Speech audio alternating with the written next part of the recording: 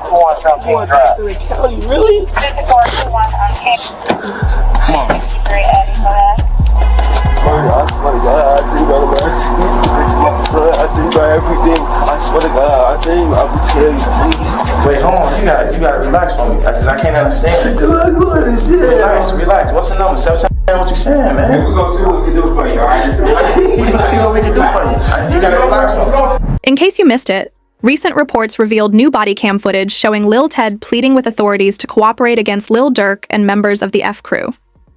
The footage has shifted the momentum in the case, leading Durk's legal team to file for an extension on their bond proposal. This development has sparked widespread speculation. What exactly did Lil Ted tell the feds? Known as FD's brother and reportedly one of Durk's main hitters, Lil Ted was arrested at a local convenience store after police found a firearm in his. 2421 Drive. To the county, really? 5421 on King and your cousin. Sure, okay. Dude had a. What about that? A man had a with an extended clip. That's cool though, right? Lil Ted was driven to the police station, and before even stepping inside, tears were streaming down his face. Desperate to avoid jail, he pleaded with the officers, "I swear I'll tell y'all about the Come on. 53 Eddie, go ahead.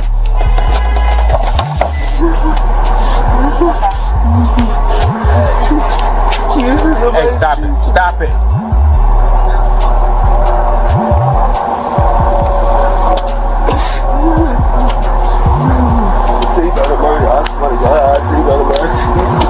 I think about everything. I swear to God, I think I would tell you, please. Once placed in the holding cell, Lil Ted breaks down in tears, desperately pleading to cooperate. All he wants is to snitch on the murders he knows about and get out of jail. Wait, hold on. You gotta relax for me, because I can't understand. Relax. What's the number? 777. What you saying, man? We're gonna see what we can do for you, alright? We're gonna see what we can do for you. You gotta relax. Relax, man. I'm gonna get a bus quick. Relax. Give me no, I'm saying what you talking about? I'm trying to get that. With D being Lil Ted's older brother, rumors of someone snitching in the case quickly spread. Court paperwork listed both D and Ted's last name, leading many to assume D was the one cooperating. In reality, it was Ted who had flipped. Meanwhile, talk of King Von's cousin Vonnie snitching also began circulating online. To ease the growing tension, Bezu went live on Instagram to address the situation and try to calm things down. No more know what's going on, but them people that's in them courtrooms, man. For real. Them be false accusations. Y'all don't even know what the be going on for real. Y'all really be trying to play Inspector Gadget and all this. Y'all just be weird. But that's what I be talking about, man. Like, first y'all they put the jam bombers out there. Now y'all talking about money or snitch, man. Snitch on what?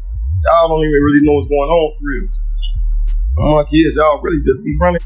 And that's why I don't participate in nothing that got to do with nothing illegal. Because of you motherfuckers, y'all be trying to get them put under the jail. बातें तब और गर्म हो गईं जब academics ने वॉनी के snitch करने पर बोल दिया. When you see Flacco post something, you almost gotta be like, look at this headline. Lil Durk found out his co-defendant OTM Vonnie, King Von cousin, filed for protective custody when they came to court. Okay.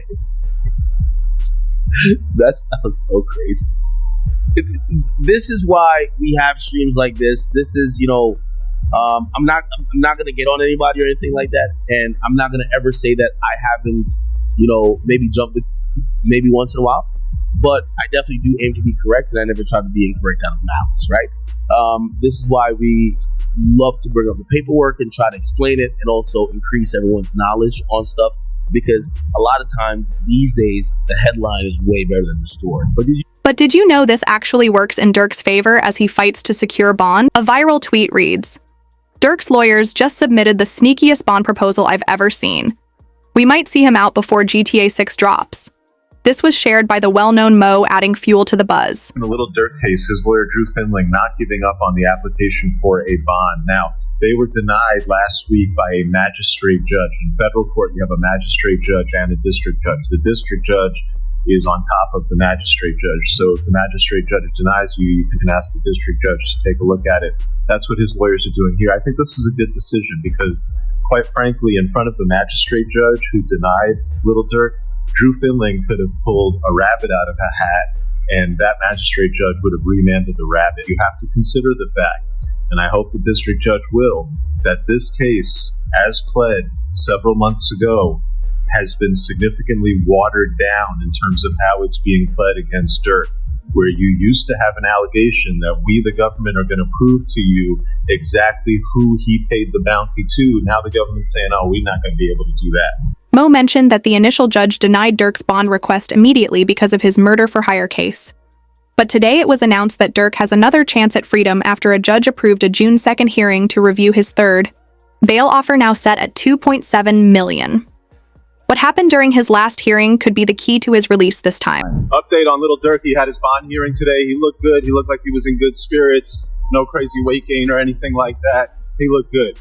The judge was on the same vibe she was on last time, which is that, wait, they're saying murder for hire. They're saying you put bounties up. They're saying you ordered. They're saying the I'm saying that's going to be no bond. There's basically no argument you can make to this judge in a murder for hire case to get a bond. Is that the prosecution's case has taken two major hits. One, the prosecution has had to abandon their allegation that he rapped and celebrated about this murder, that he put these lyrics out talking about, oh yeah, I got you, you out here screaming no, no, crying in the street. Prosecution had to back away from that allegation. It was proven false. They need that allegation. Because what could lead to his release is the prosecutors dropping or weakening the evidence against the allegation they backed away from, which is huge. It shows the weakening of the case. Previously, the prosecution had alleged that Durk paid the bounty for through one of his co-defendants, and they named the co-defendant.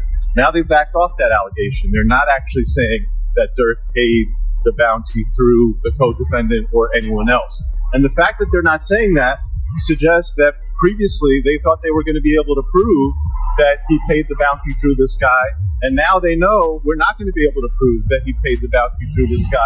He believes the prosecutor's case is weakening because they can no longer use Durk's lyrics as evidence. Durk's lawyer has called the charges a joke, saying the feds relied solely on his lyrics. The case is as follows. So there was an indictment that did not name him, right? It named others, and then there was an unindicted person. And then 3 weeks later, that indictment was what's called the first superseding indictment, and it does name him. The indictment was identical, except the unnamed person now became Durk Banks.